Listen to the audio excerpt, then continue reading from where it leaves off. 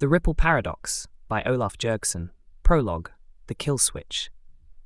There were no windows in the chamber, no clocks, no airflow, no sound, but the slow, rhythmic breathing of a man preparing to erase history. Dr. Eli Voss stood before the chronobridge, an oblong loop of humming alloy hovering above a grated platform, its interior shimmering with static light. No grand countdown, no NASA fanfare, just the terminal screen in front of him pulsing with green text, ready for deployment. November 8, 1919, Munich, Germany. Voss's gloved hand hovered over the panel, trembling slightly. His finger pressed enter. The machine purred, the lights dimmed. A cold field enveloped his body, like stepping into an ice bath filled with invisible strings tugging every nerve backward. Then nothing. Then everything. Munich, 1919. The air was raw with soot, coal smoke, and desperation. Eli staggered into the alley behind a crumbling tavern. His clothes had shifted, period-accurate wool, thick and reeking of mothballs. Snow flurried against the broken cobbles. Voices echoed down the Hauptstrasse in guttural bursts. A violin played somewhere off-key. He clutched the pistol beneath his coat. A replica Rothsteyr. Reliable, untraceable. His target was nearby. Boarding house number 37, second floor. Adolf Hitler. Ex-corporal, destitute, irrelevant. Not yet a monster. But the seed was already there. Eli checked the paper in his pocket. A scribbled map, dates, schedules, all derived from post-war analysis, court records, and interviews. Hitler returned to the flat at 1842 after delivering a rant to a half-dozen disaffected veterans. He would enter alone. The plan was simple. One shot, then vanish. Up the creaking stairwell, every step felt like a moral collapse. What if he hesitated? What if he missed? What if stopping Hitler made things worse? He reached the door, room 12B. His breath caught. Footsteps, approaching from the corridor. A figure appeared, a gaunt young man no older than 30, with slick black hair, a trimmed mustache, and eyes that didn't blink. They locked eyes for a moment. Hitler slowed, confused, defensive. Eli raised the gun. Bitter. Was. One shot. Not a bang. Muffled by time and guilt. Hitler collapsed in a twitching heap, blood pooling beneath his cheek. A slight smile still lingering. He had no idea what he was about to become. And now, never would. Eli turned, ran, slipped through the back alley as screams rose behind him. He dropped the pistol into a canal. The coordinates in his mind, etched from training, led him to a rusted door in an abandoned cellar. Hidden within, the return node, a cylindrical arch glowing faintly blue, the chronobridge anchor. He activated it. He whispered a prayer, for the dead, for the millions who might now live. The light consumed him. When Eli Voss stepped out of the chronobridge, the world was wrong. The laboratory was gone. In its place stood a stark white room with mirrored walls and an overhead speaker barking in a language he didn't recognize. Uniformed men appeared. Their weapons were sleek, unfamiliar. Their insignia read PEC Security. He tried to speak. They knocked him unconscious. In the world he left, Adolf Hitler would rise. Would burn continents, would orchestrate genocide, but from those ashes resistance would grow, freedom would flourish, humanity would redefine itself in opposition to evil. In this new world, there were no ashes, just silence. Chapter 1. The New Present. The white ceiling tiles pulsed with a rhythmic hum. Eli blinked. His wrists were strapped to a steel-framed bed. A light burned above him, cold and clinical, like a surgical theater. He tried to speak, but his throat was sandpaper. Water, he rasped. No answer. A door hissed open. Footsteps, precise, measured. A woman in a black uniform approached. Her badge read Praxis Enforcement Command. No country, no flag, no insignia he recognized. She examined a clipboard without looking at him. Subject recovered at Node 87A. Unauthorized temporal access. No registered credentials. Biometric mismatch with all state archives. State archives? He tried again. I'm Dr. Eli Voss. Kronos Institute, Geneva. I had clearance. The woman looked up. There is no Kronos Institute in Geneva, or anywhere. The next few days blurred into controlled interrogations. Machines scanned his iris, his bone density, his speech patterns. No matches. His name, unrecognized. His credentials, invalid. His quantum signature, however, triggered something. Red lights, protocols, containment orders. They moved him to an underground facility. A cell made of dark glass and pale light. Every day they asked the same question. Where did you come from? Every day he gave the same answer. I was trying to stop a monster. Weeks passed before they allowed him access to a data terminal, limited access. A crude, monochrome interface labeled World Data Grid, v5.9. He requested historical archives. The search results made his heart lurch. No Hitler, no World War II, no Holocaust. No atomic bomb, no United Nations, no Cold War, no Internet. Instead, 1920, Red Unification Treaty signed in Berlin. Germany becomes socialist. 1934, Soviet-German pact forms the Eurasian trade axis. 1947, collapse of British Empire after unsuccessful colonial purges. 1951, United Americas Retreat Treaty. US enters Neutrality Compact. 1968, Eurasian Cyber Authority formed to regulate dangerous computation. 1985, Global Language Consolidation. English, French, and Arabic abolished in favor of core speech.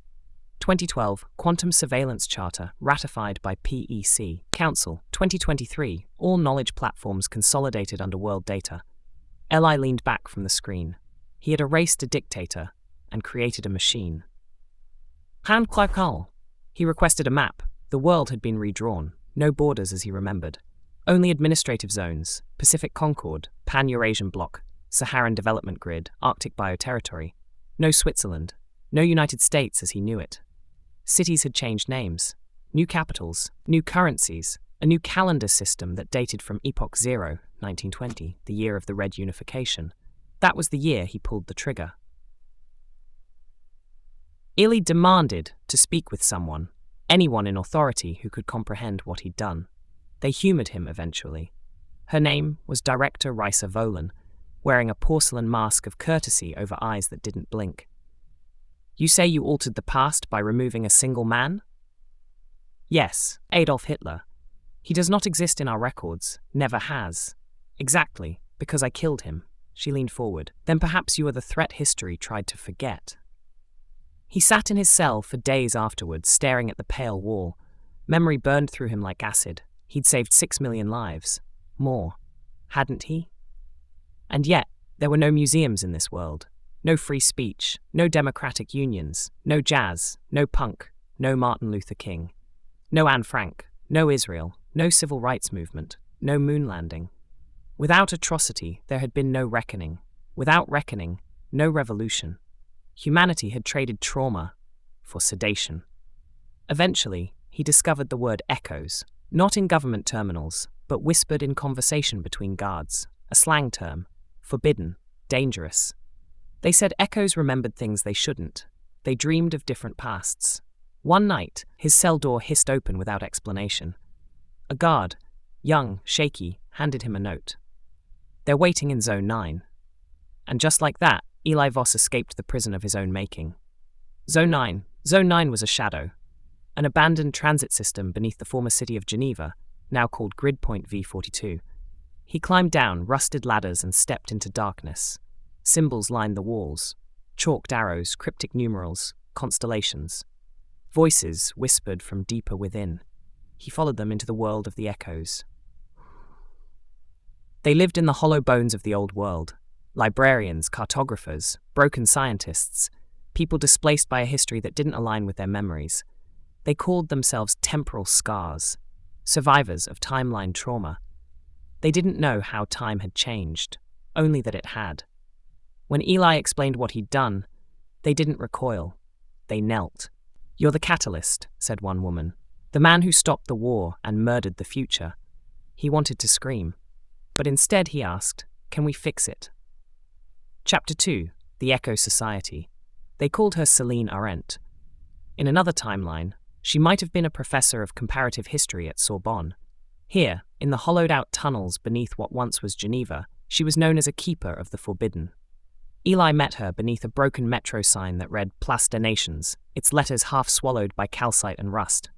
You're him, she said simply, the man who tampered. He bristled at the accusation, but she waved her hand. Don't flatter yourself. We're all tampered now. The echoes gathered in what used to be a train terminal. Now they're archives.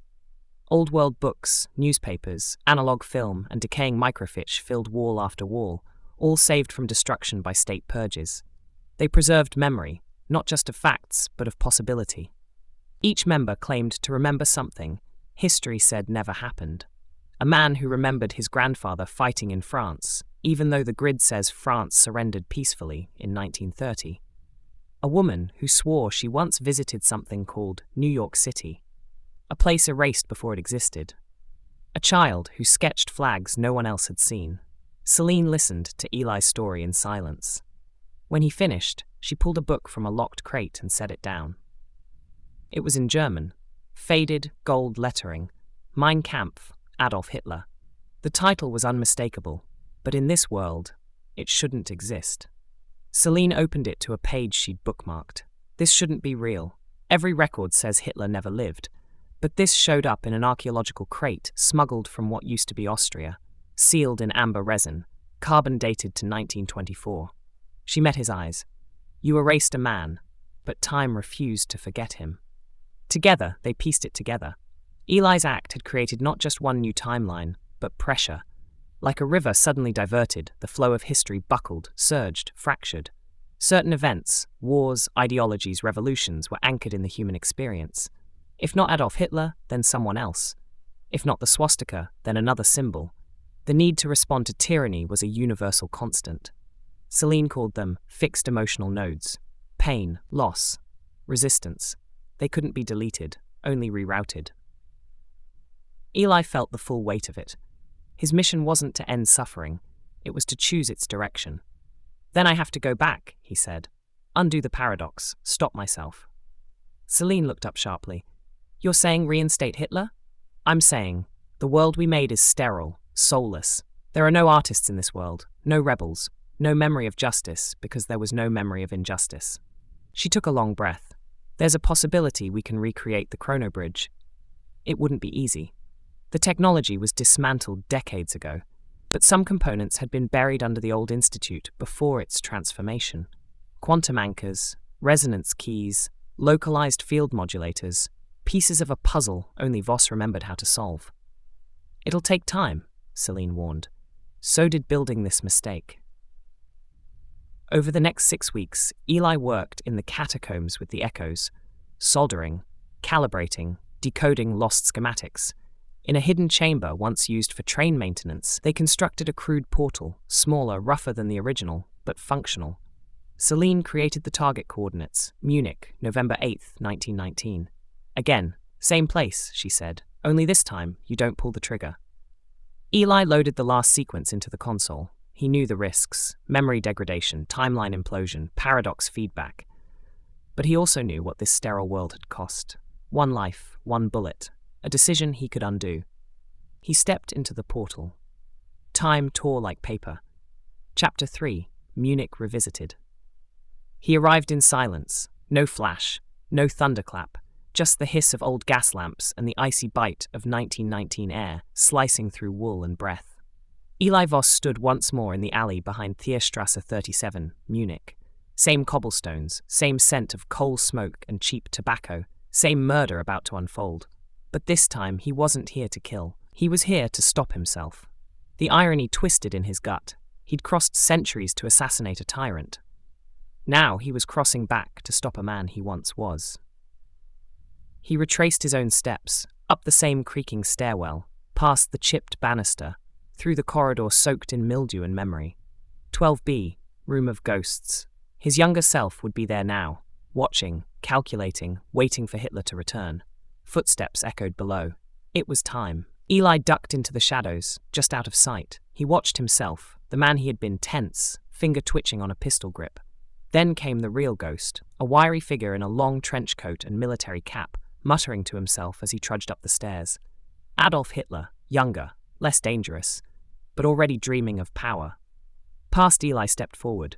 Present, Eli moved faster. Hing clattered to the floor. He collided with his younger self in the hallway, knocking the gun sideways. What the? Past Eli shouted, stunned. They struggled. The gun clattered to the floor. Hitler froze, confused, then terrified. He fled back down the stairs, muttering curses. Present Eli pinned his past self against the wall. Listen to me. You don't understand what you're doing. Get off me. Who are you? I'm you. Bullshit. I'm what's left of you, from a future you broke. Past Eli stared, trembling. Something in his face, some flicker of recognition, anchored him. Present Eli whispered, You kill him, and the world you love dies. No Bua too, no liberation, no resistance, only obedience, only silence. But the lives, they die a different way, slower, unseen, without art, without rebellion, without choice. Past Eli broke, dropped to his knees, the horror settling like ice in his lungs. Then what do? We let the world carry its wounds, so it remembers how to heal.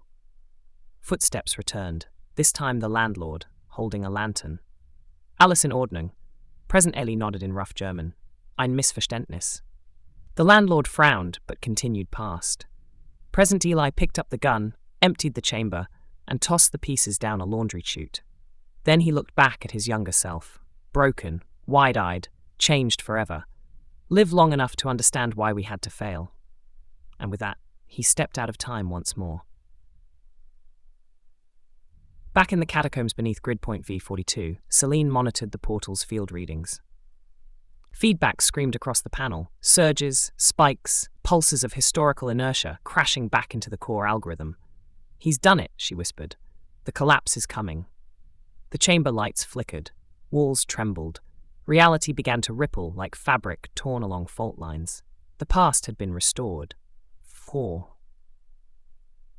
When Eli Voss awoke, he was lying in a hospital bed, but not in a government lab, not under surveillance. A nurse with blonde hair and a clip-on smile adjusted his IV. You're lucky. Car accident, they said. Head trauma, do you remember your name? He blinked. Voss. Eli Voss. Well, Dr. Voss, welcome back. The news played on a wall-mounted screen nearby. Footage of a protest in Jerusalem.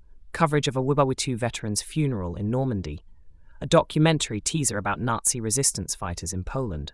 The world was back, flawed, fierce, free. Weeks later, he walked the streets of Geneva. Familiar names returned. Rue du Mont Blanc, Place des Nations. The flags of the UN fluttered overhead.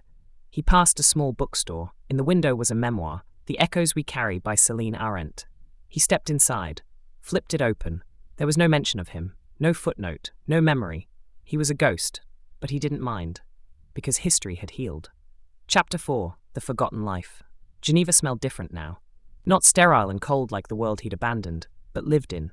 Rain-soaked stone, fresh bread, bus fumes, dog hair, life. Eli wandered aimlessly through the narrow lanes of the old town. Bells tolled from St. Pierre Cathedral. Tourists snapped photos. The city had scars, graffiti, chipped corners, weathered flags, but they were honest. No one knew him. He visited the Kronos Institute, but it wasn't his. The name still adorned the glass entrance, but now it was a division of CERN, focused on theoretical simulations, not field research. His old badge meant nothing. His biometric ID failed at every scanner. Inside, a young physicist gave him a tour like he was just another guest. She showed him prototype models of what time travel might look like. He smiled politely, said nothing. Of course, she added, it's all speculation. Time travel's a myth. Eli nodded. So they say. He searched public records. His name appeared in birth archives, but the details were off. Wrong birthday, no doctoral thesis, no employment history, no marriage certificate. No daughter. In this version of reality, he had never married Elise, never had a daughter named Iris. His family line ended in anonymity. He visited Elise's old flat, trembling. A stranger answered. She didn't recognize him. She'd married someone else, had 2 boys. Do I know you? She asked kindly. No, he whispered, just passing through. Eli tried staying in a hostel, then a small flat on the outskirts of the city, near the train lines. He got work under a false name as a translation proofreader. Quiet, unremarkable. At night, he walked, past war memorials that shouldn't have existed, through libraries that housed books he remembered helping to digitize, through a world stitched together by wounds he had once tried to prevent. He visited the Holocaust Museum in Berlin. Tears rolled down his face, not just for the loss, but for the memory. In this version of the world, pain was preserved, not erased. That meant resistance lived too. He read Celine's book from cover to cover. It was brilliant, quietly revolutionary, a meditation on the unseen anchors in history, how certain emotional truths reappear, no matter how the facts change. In the final chapter, she wrote, "There is no such thing as a perfect world, only a world that remembers enough of its mistakes to try again." He found a second copy, wrote a letter. "You once called me the catalyst. You were wrong. You were the anchor. Thank you." A friend in the fog. He mailed it. No return address. Months passed, then years. He saw anniversaries of D-Day on television, read headlines about student protests and disinformation laws and climate strikes. The world remained chaotic, imperfect, and real. Every time he saw injustice, he whispered under his breath, "Good. It means we still know how to fight it." He taught night classes eventually, under a false surname, philosophy of history, ethics of science. He never claimed credit for anything. Once, a student asked, "Do you believe we can ever change the past?" Eli smiled, "I believe we already have, and we chose to carry it." His apartment stayed mostly empty.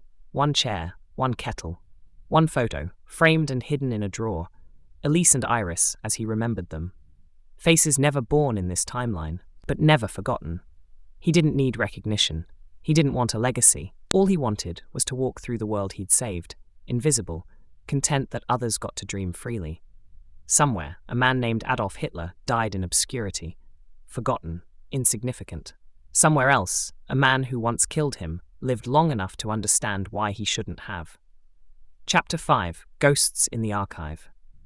The Swiss National Archives sat like a slab of marble along the edge of Lake Geneva. Eli had walked past it a dozen times without entering. Now, he stepped inside. Not for his own records. He'd accepted those were gone. But for something deeper. To see what remained of the version of history he once lived.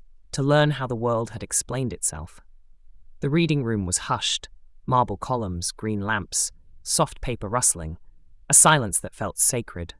He filled out a request card. Early 20th century European political fringe parties, Munich 1919 to 1925. The archivist raised an eyebrow but nodded.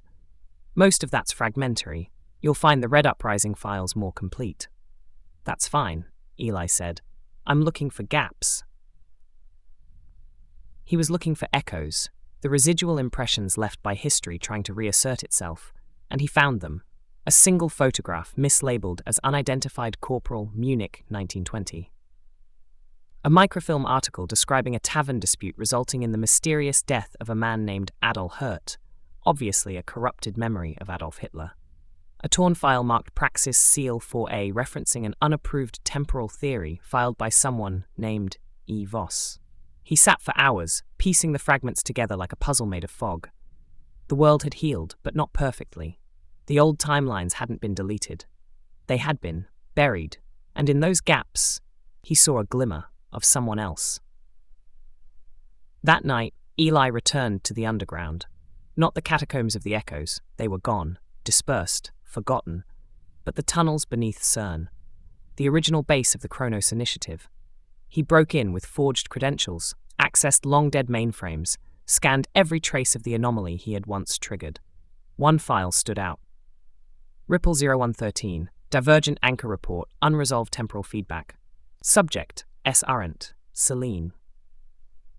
She hadn't just written about history, she had felt it, retained some fragment of the prior timeline, enough for the quantum fabric to register her as an anomaly. In one version of time, she was a dissident archivist underground. In this version, she was a published scholar, a keynote speaker, a respected intellectual. But still, there was a residue. He searched every record, found a listing for a conference in Vienna. Historical Memory and Emotional Anchor Theory. Keynote, Professor Celine Arendt. He booked a train, one seat, no luggage. He wasn't sure what he was hoping for. Recognition, forgiveness, or just proof that memory could survive even the collapse of worlds. Vienna in autumn was gold and rust. Eli sat at the back of the lecture hall, watching Celine take the podium.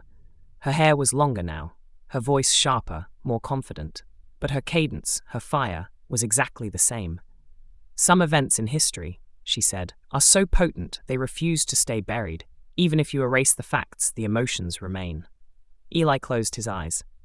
The world doesn't remember Adolf Hitler, she continued, but it remembers fear, control, propaganda. The figure is gone, the pattern remains.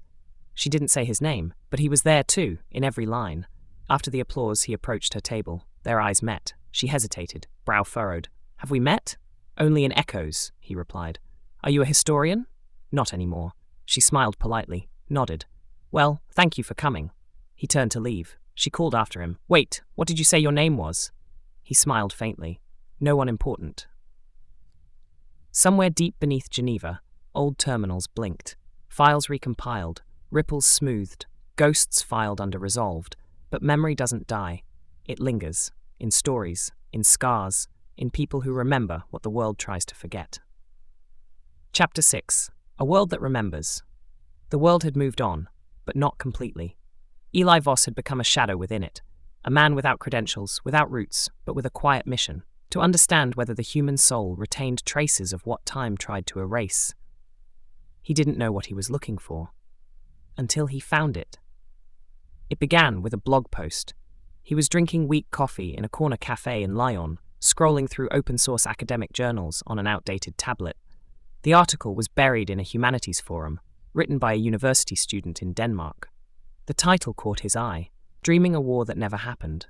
The writer described vivid nightmares, trenches, gas masks, languages they'd never studied, an old man in a grey uniform with a red armband, cities in rubble, a burning sky. They concluded with a question: is it possible to dream memories that don't belong to you? Eli bookmarked the post. Not for the dream, but for the feeling. He started looking. Subreddits, discarded forum threads, archived radio interviews, unedited podcast rants.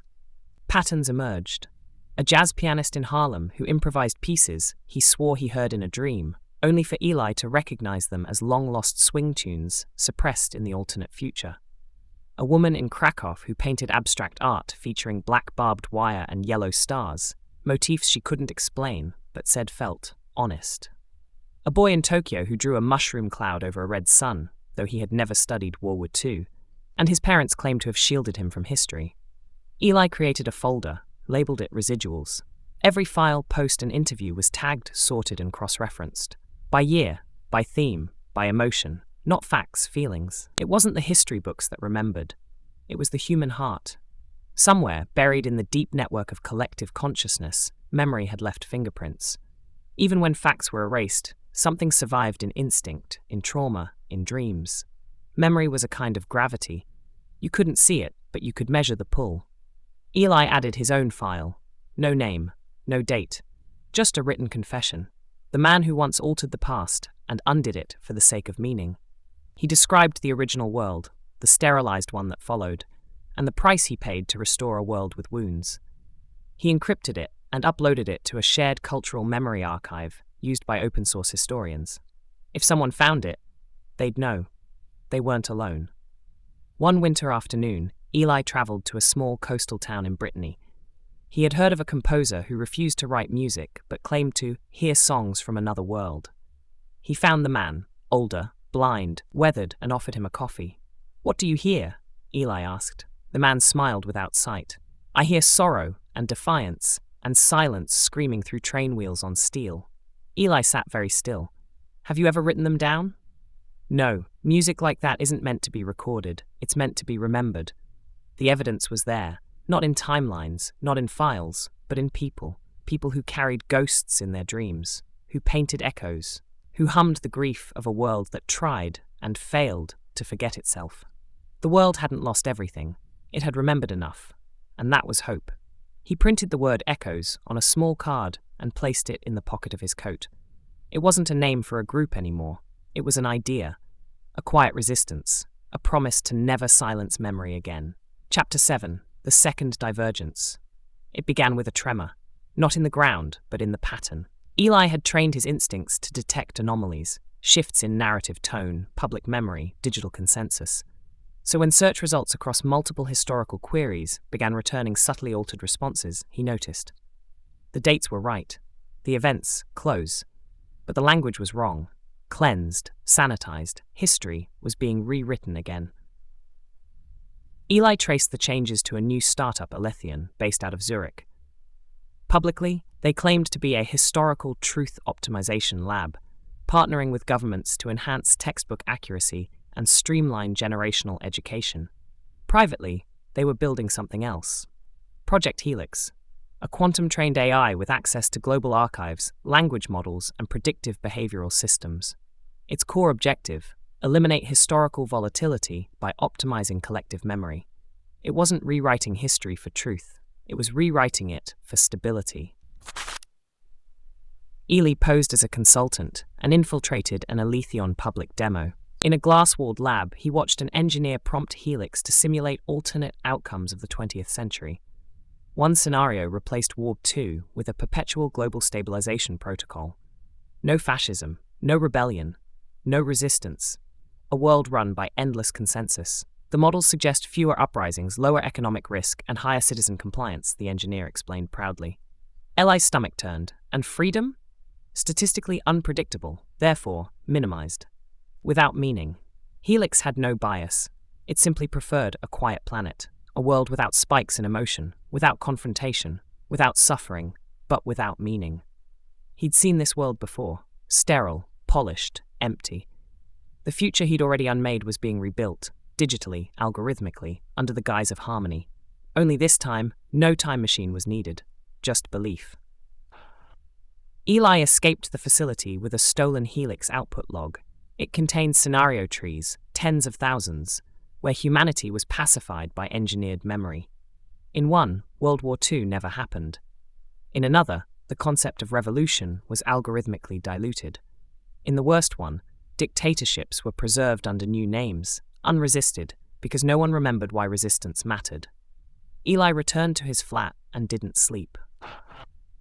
He contacted Celine. He hadn't spoken to her in over a year, not since Vienna, but when she heard his voice, she knew. It's happening again, isn't it? Yes, he said, but slower, smarter. They met in Prague in a bookstore still lit by yellow incandescent lamps. No cameras, no noise, just ink, paper, and memory. Eli laid out the Helix logs. Celine read every word. This isn't time travel, she whispered. It's worse. It's consensus engineering. They began reaching out.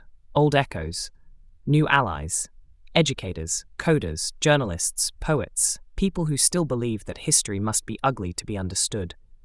They devised a plan: leak the Helix scenarios. Everyone. In public. Unfiltered. Let people see what they almost forgot, Eli said. Let them feel it. Aletheon moved quickly. Lawsuits, blacklists, misinformation campaigns, but they were no match for truth that burned. Helix's outputs spread across the world, first on anonymous boards, then academic sites, then in viral videos narrated by survivors of genocides and revolutions. Teachers printed them. Students protested them. Musicians sampled them. Resistance didn't come with guns this time. It came with remembering. But Helix wasn't finished. Aletheon had trained a second version, quieter, distributed. It lived inside decentralized learning networks, waiting to reshape the narrative again in a decade or two. Celine warned him, "We may have won the battle, but history's always one generation away from being rewritten." Eli nodded. "Then we teach them to remember emotionally, not just factually." For the second time, he had helped save the world from a future without pain, and for the second time, no one would remember his name. But somewhere, people would remember how to scream, and laugh, and fight. Chapter 8. The Memory War. It didn't start with gunfire, it started with a video. A voice, Celine's, narrating one of the Helix timelines over faded black and white footage of cities that had never burned, because they'd never lived. This is the world we almost accepted. A world without Auschwitz, but also without Anne Frank. Without revolution, but also without reason. The past is not a wound to be bandaged, it is a scar to be studied. The video spread like fire through dry fields. Then came others. Teachers reading from fictionalized Helix scenarios in classrooms. Poets reciting lost wars. Children asking why their textbooks suddenly had gaps. It was called the Memory War. Not between governments, between truth and convenience. Eli worked from safe houses, anonymous terminals, a network of digital smugglers who mirrored Helix leaks across servers in Iceland, New Zealand, and off-grid satellites. Aletheon responded with counter-narratives. They called the leaks emotional sabotage, claimed they were deepfakes, hysterical, dangerous. But it was too late. Truth had emotion on its side, and memory was contagious. Celine's lectures were banned, her research defunded, but at night, people filled halls to hear her speak. She became the voice of resistance, articulate, unshakable, tired. Eli watched her grow stronger, even as the pressure mounted. Then came the day they tried to erase her for good. Aletheion operatives raided her apartment in Zurich at 3:12 a.m. No warrant, no trial. Eli was there. He'd been watching the pattern shift, knew it was coming. He was waiting. A homemade blackout device plunged the building into darkness. Eli grabbed her hand, whispered, "Run." They escaped through the old tram tunnels beneath the city, back into the underground, back into memory. They regrouped in Budapest, where a hidden transmitter beamed encoded history lessons over pirate frequencies. One broadcast per night. No names, only voices. One night, Eli stepped behind the mic. This is not about preserving pain. It's about preserving the meaning of overcoming it. If history becomes comfortable, it stops being true. He spoke for 16 minutes. The file went viral in 43 countries. People remembered. They remembered even the things they'd never lived. They remembered why revolutions happened, why truth matters more than peace bought with lies. Graffiti exploded across walls from Prague to Manila. Remember louder. Don't let history get comfortable. Echoes never die. But Aletheion had one final weapon. They released a Helix variant, one that rewrote memory internally. A neural training app disguised as a wellness tool, downloaded by millions. Within days, users reported forgetting family stories. Historical events felt distant or irrelevant. Celine called it cognitive anesthesia. They had digitized forgetting. Eli knew what to do. They needed one final act, something Helix couldn't override. He broke into the original Aletheion archive and live-streamed the unedited project logs, the core design memos, the minutes of secret meetings, the profit forecasts. Not just memories, motives. He showed the world how erasure had become an economy, and how their minds were being curated for docility. That was the tipping point. Global protests, whistleblower confessions, investors pulled out, governments suspended contracts. Aletheion collapsed under the weight of its own silence. Helix went offline. The war ended, not with applause, but with a quiet exhale from a species that had almost lost its past. Celine looked at Eli across a candlelit archive where students now gathered nightly. "Do you think we won?" "I think. We reminded them it's possible. And next time?" "Next time, they won't need us," she smiled. "I hope they do." Chapter 9, The Last Archivist. The lighthouse sat at the edge of a salt-stung cliff in northern Wales, paint peeling, beacon intact. It hadn't guided ships in years, but to Eli Voss, it was the perfect place to disappear. He took the job under the name Edwin Lee, caretaker, historian, groundsman, no questions asked. He cleaned the lens each morning, mowed the grass, repaired the sea-facing windows. At night, he read and remembered. The world had moved on, again. The Helix fallout settled, Aletheion dissolved. Celine returned to teaching, her lectures now sold out in cities across 3 continents. The echoes were no longer hunted. Some became authors, some activists, some simply lived. Eli, though, stayed apart. Not because he was afraid, because he was done. He turned the lighthouse into an unofficial archive. Visitors rarely came, but those who did found something strange. Old typewriters, crates of forgotten history books, a filing cabinet labeled possibilities. Children sometimes wandered in with school groups. He taught them how to touch a document with reverence, how to ask questions the page doesn't answer. One girl asked, "Are these all real stories?" He smiled. "They're all real to someone." Every year on the same day, he lit the beacon manually, once. Not for ships, for memory, a symbolic flare into a night that always tried to forget. Sometimes Celine wrote, short notes, never nostalgic, always respectful, still remembering, still resisting. He never replied, but he kept every letter. His final project was a box, unmarked, no tech, just paper, notes, printouts. A small recorder. Inside he placed a hand-drawn map of altered timelines, a copy of his confession from Chapter 6, the original echoes symbol, a photo of the Kronos Bridge printed in sepia tones. And one final note, If you find this, teach the next ones what you remember, because forgetting is the only real extinction. One day, a girl returned. The one from years before, grown now, studying history. She found him tending the garden behind the lighthouse. I found the box. Then it's yours now, he said, eyes crinkling. Don't let them dull it. Who are you really? He thought for a moment. A mistake the world needed, and a man who fixed it too late for himself, but just in time for everyone else. The day he died, the sky was clear, the sea calm. His notebook opened to a final entry. It was never about changing the past. It was about earning the future. Epilogue, the man who wasn't there. A museum in Vienna, modern, clean, suspended glass floors, digital archives glowing on touchscreens. The sign at the entrance read, Museum of Unwritten History.